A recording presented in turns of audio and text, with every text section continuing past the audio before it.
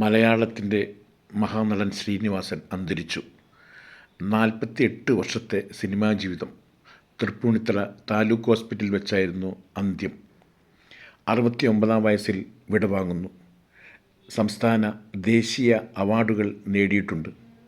ചിരിച്ചും ചിന്തിപ്പിച്ചുമുള്ള അഭിനയം സാധാരണക്കാരുടെ പ്രശ്നങ്ങൾ നമ്മുടെ സ്ക്രീനിലെത്തിച്ചു. ചെറിയ റോളുകളിൽ തുടങ്ങി വലിയ റോളുകൾ അഭിനയിച്ചു കാണിച്ചു. നടൻ, സംവിധായകൻ, തിരക്കഥാകൃത്ത്. 1977 മണിമുഴക്കത്തിലൂടെ സിനിമയിൽ തുടങ്ങി. പകരക്കാരനില്ലാത്ത അതുല്യ പ്രതിഭ. ആക്ഷേപഹാസ്യം നിറഞ്ഞ അഭിനയം. ആരെയും സൂചിപ്പിച്ച് വർത്തമാനം പറയാൻ അറിയാത്ത പച്ചയായ മനുഷ്യൻ. മലയാളത്തിന് വലിയ നഷ്ടം. സാധാരണക്കാരുടെ അനുഭവം നർമ്മത്തോടെ അഭിനയിച്ച് ഫലിപ്പിച്ച നടൻ. മലയാളത്തിന് തീരാനഷ്ടം. ആദരാഞ്ജലികൾ അർപ്പിക്കുന്നു.